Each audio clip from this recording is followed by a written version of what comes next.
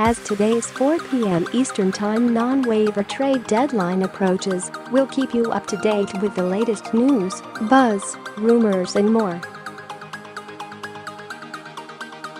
Pirates reportedly have deal in place for Archer Julie, 31. After years of being a regular on the rumor mill, Chris Archer finally is being traded, according to numerous reports. The Pirates appear to be the landing spot, as they have a deal in place, Stephen J. Nesbitt of the Pittsburgh Post-Gazette reports. Tweet from @Stephen Nesbitt. Elam told the Pirates have a deal in place to acquire Chris Archer. That syncs with what others had been hearing leading up to the deadline. Tweet from @Jeff Passan. Source: Chris Archer to the Pittsburgh Pirates is done. Tweet from @Times Rays. Breaking, under deal being finalized. Number Rays trade Archer to number Pirates for Glasnow, Meadows and is still being decided. Third piece. MLB Network insider Joel Sherman reported that the Pirates were in front in talks for Archer. Tweet from @JOELSHERMA and 1. Numbered Pirates are in front for Archer with 52 minutes to go to deadline. Told that is way number Rays are winning. ESPN's Buster Olney had the same, noting that Pittsburgh and the Rays were deep in talks. Tweet from @Buster ESPN. Industry sources say Pirates remain deep in talks with Rays about right-hander Chris Archer. Archer is controllable through 2021 on a remarkably team-friendly salary signed for just $7 million and 19 with club options for 20 and 21 totaling only $20 million. Does deal Gossman to Braves, Shoop to Brewers. Julie, 31. While they had already moved a number of their trade pieces prior to Tuesday, including Manny Machado, Zach Britton and Brad Brach, the Orioles continued to work right up to the 4 p.m. Eastern Time non-waiver trade deadline, sending right-hander Kevin Gossman to the Braves and reportedly dealing second baseman Jonathan Shoop to the Brewers. The 27-year-old Gossman owns a 4.43 ERA this year, but has flashed mid-rotation upside throughout his first 6 seasons in the major leagues. Furthermore, he comes with 2 years of control beyond 2018, which fits what the Braves were seeking. In exchange for Gossman and reliever Darren O'Day, who is out for the season following left hamstring surgery, but is under contract for 2019, the O's acquired right-hander Evan Phillips, infielder Giancarlo Encarnacion, catcher Brett Cumberland and left-hander Bruce Zimmerman, as well as international signing bonus money from the Braves. Tweet from @Orioles. The Orioles have acquired RHP Evan Phillips, INF Giancarlo Encarnacion, C. Brett Cumberland, LHP Bruce Zimmerman, an international signing bonus lot money from the Atlanta Braves in exchange for RHP's Kevin Gossman and Darren O'Day. Number Birdland. Milwaukee, meanwhile, is reportedly sending right-hander Luis Ortiz, shortstop Gene Carmona and infielder Jonathan Villar to the O's for Shoop. Tweet from @Ken Rosenthal. Source: number Brewers get Shoop from number Orioles. Tweet from @Feinson. Her source: the full return for Shoop, Luis Ortiz, Gene Carmona and Jonathan Villar. Number Brewers. Number Orioles. The Brewers, of course, already traded for third baseman Mike Moustakas and shifted Travis Shaw to second, so it's unclear how the club will align its infield with Shoop in the fold. Dodgers reportedly acquire Brian Dozier from Twins. Julie, 31. The Dodgers had been quiet on the trade front since they acquired Manny Machado during the All-Star break, but they swung a deal to add second baseman Brian Dozier from the Twins shortly before the non-waiver trade deadline on Tuesday, sources told MLB.com's Mark Feinsand. Per Feinsand, Los Angeles is sending second baseman Logan Forsythe, Luke Raleigh and Devin Smeltzer to Minnesota. Tweet from @Feinsand, source, Twins sending Dozier to Dodgers for Forsythe, Raleigh, and Smeltzer. Despite being in the middle of a rocky offensive season, Dozier provides notable power for a middle infielder. The 31-year-old, who will be a free agent this offseason, averaged 29 home runs from 2013-17 and still has 16 homers with 52 RBIs this year, even while carrying a slash line of 224.305.402 entering Tuesday. There appeared to be a questionable market for Dozier after the Brewers, Phillies, D-backs and Red Sox all acquired infielders in the past week, but the Dodgers evidently view Dozier as an upgrade over their other options at second base. The Dodgers were connected to Dozier prior to the 2017 season, but ultimately declined the Twins' asking price and instead picked up Forsythe from the Rays. Now it's not expected to trade Harper. Others still available July 31, while rumors have swirled about the availability of Bryce Harper. Nats general manager Mike Rizzo told MLB.com's Jamal Collier Tuesday that the superstar outfielder isn't going anywhere. That may be the case for most of Washington's key players, based on Rizzo's comments to Chelsea Janes of the Washington Post. "I believe in this team," Rizzo said. Tweet from @Chelsea Janes, Mike Rizzo just reached out with this message: "Bryce is not going anywhere. I believe in this team." Video, Rizzo says Nationals will not trade Bryce Harper still. The Nats may continue taking offers for some of their assets before Tuesday's 4 p.m. Eastern Time non-waiver trade deadline. Besides Harper, Washington has a number of veterans on expiring contracts, including Ryan Madson, Kelvin Herrera, Sean Kelly, Daniel Murphy and Gio Gonzalez. Matt Harvey will strong run in Cincinnati, convince a contender July 31. Harvey's final audition before the deadline was a strong 1-5 innings of 2-run, 2-hit, 5-strikeout ball Saturday against the NL East leading Phillies. And it was just one of a slew of solid outings for the Reds in 6 of his final 7 starts before the deadline. Harvey allowed 2 earned runs or fewer. But was it enough? Will Harvey's performance sway a contender to pulling the trigger on a deal or improve the return from a potential trade partner? The Brewers and Cubs have been the apparent favorites to trade for Harvey, according to MLB Network insider Jon Heyman.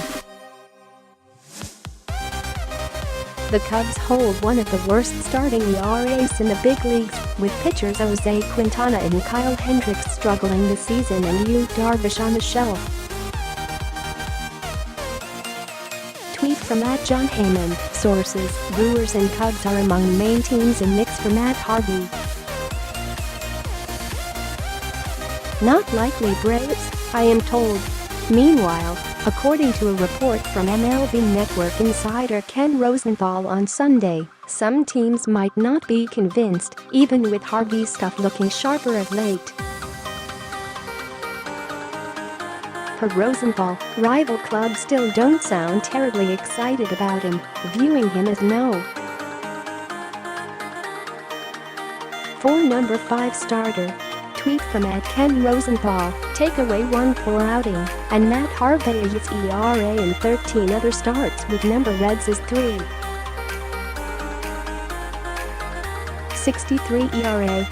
Velo is up, but rival clubs still don't sound terribly excited about him, viewing him as no. for number 5 starter, averaging fewer than 7 K9 and 5 1/3 IP per start with Sin.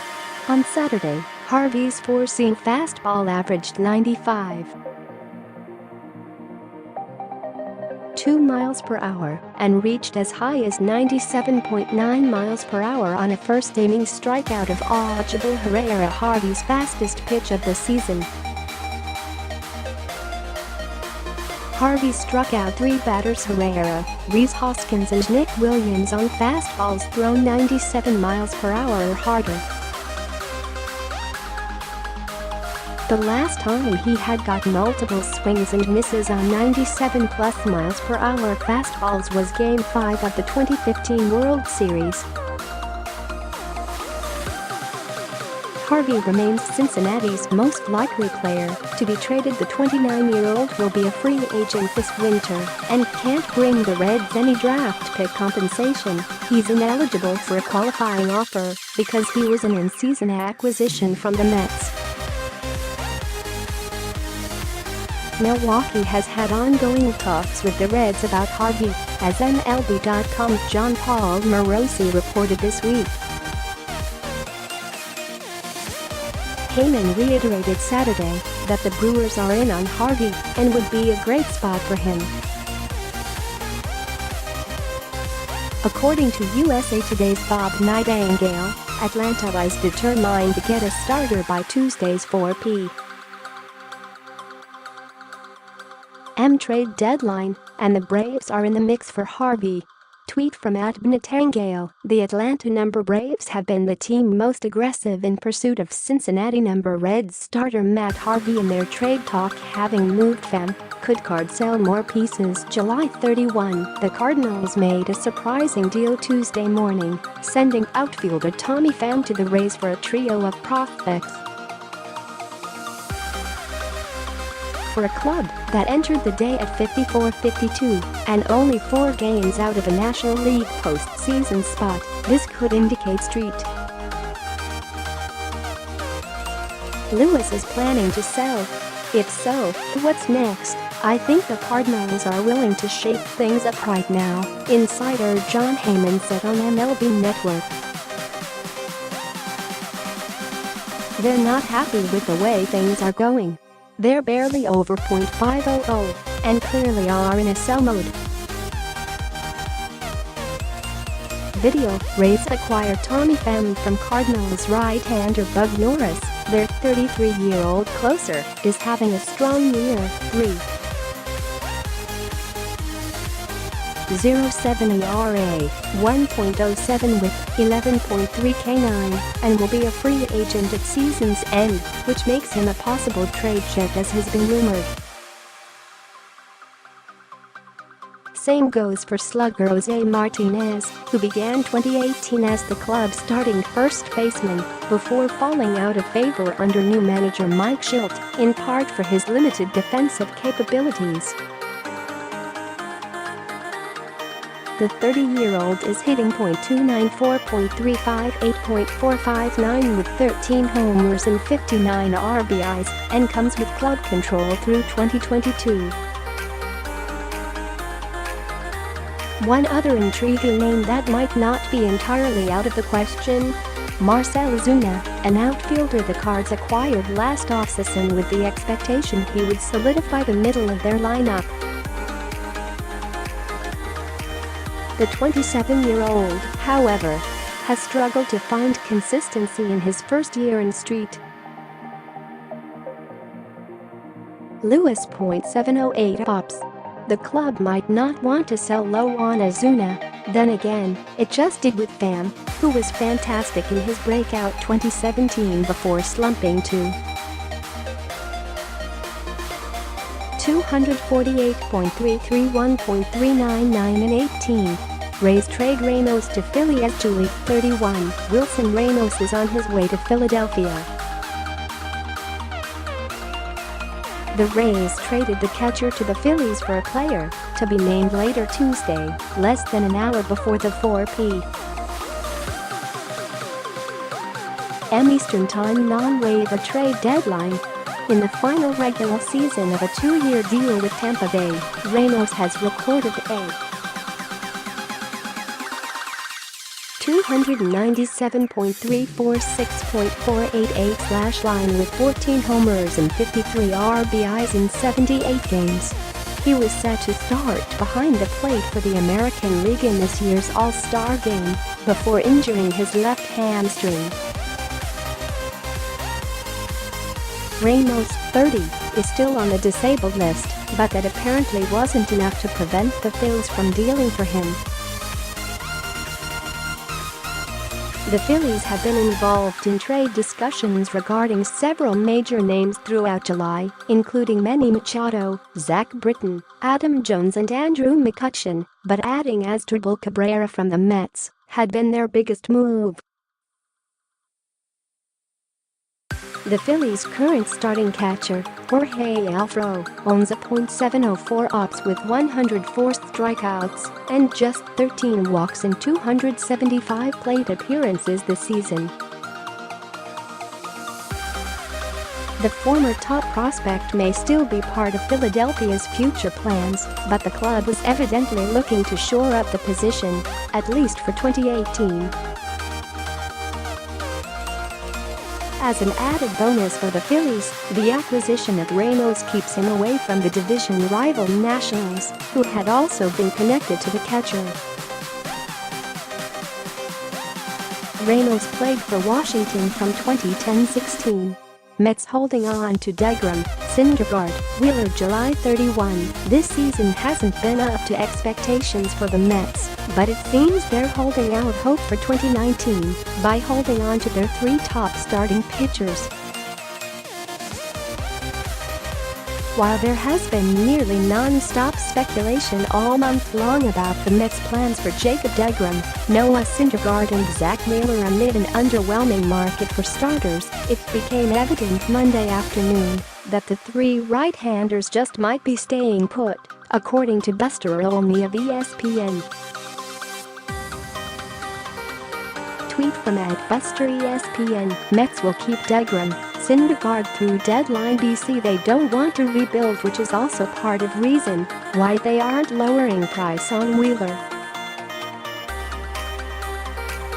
They intend to contend next year and will need to round out their rotation, and looks like Wheeler will be part of it. With deGrom, 30, in the middle of a career campaign featuring an MLB best 1.82 ERA and under club control through 2020, New York had no pressure to deal him and had set an astronomical asking price.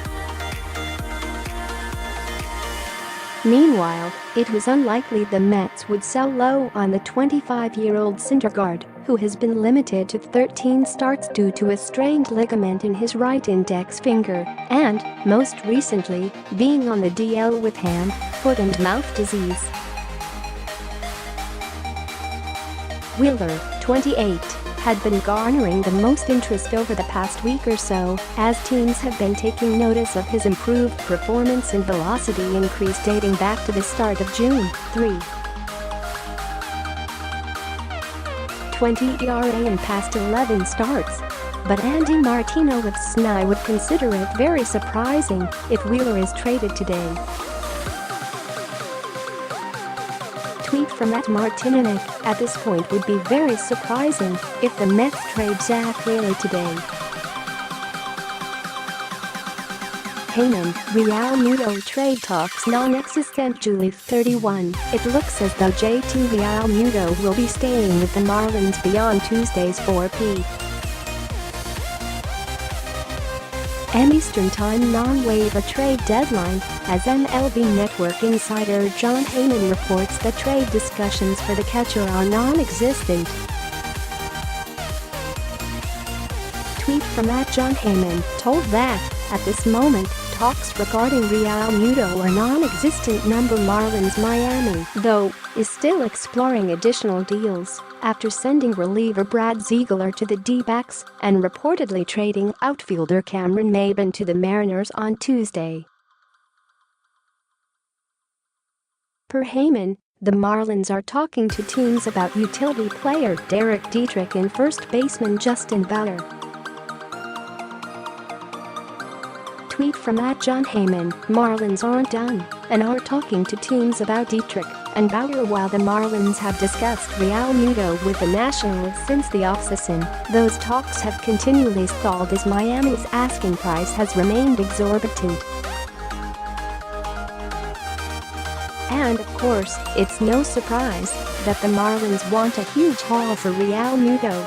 He's a standout at the catcher position in every phase of the game. Real Muto is hitting .309, .359, .529 with 13 home runs and 52 RBIs in 79 games this season. He's the fastest catcher in baseball by StatCast's sprint speed metric. Behind the plate, he has the fastest average pop time on steal attempts of any regular catcher, as well as one of the strongest arms.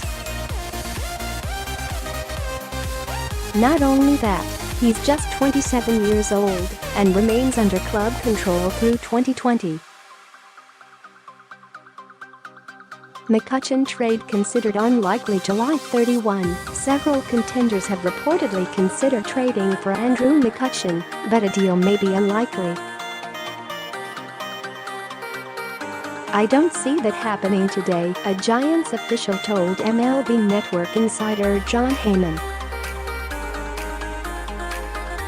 Tweet from @JohnHeyman, Giants official on possible McCutchen trade, "I don't see that happening today." MLB.com's John Paul Morosi reported Monday that the Yankees, Indians, and Phillies had all shown interest in the 31-year-old right fielder, who is hitting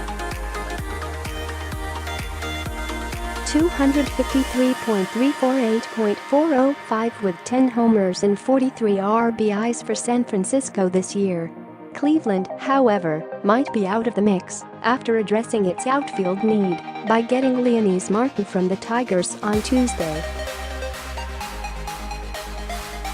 McCutchen could be a good fit for the Yankees, who are currently seeking an outfield bat, ideally a righty hitter, with Aaron Judge on the disabled list.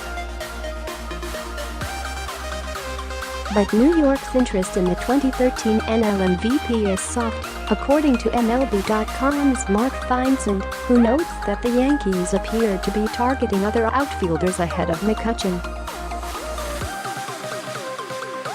Tweet from @Feinsand, source, Yankees have soft interest in Giants' Andrew McCutchen. They're expected to deal firm up today, but appear to have others in their sights ahead of the former NL MVP. McCutchen is in the final year of a 7-year deal that's paying him $14.75 million this year, $5 million of which is being picked up by his former team, the Pirates. Padres arms could be on them eventually. 31, for teams still in need of pitching, the Padres could prove to be the answer. MLB.com's AJ Cassavell reports that contending clubs have recently checked in on starter Tyson Ross as well as relievers Kirby Yates and Craig Stammen. Ross, 31, will be a free agent after the season, but he has re-established his value as a starter after returning to San Diego in the offseason. In 21 starts this year, he is 6'8" with a 4.41 ERA, a 1.32 WHIP, and an 8.0 K9 rate. Yates and Stammen are both under team control beyond this season, however.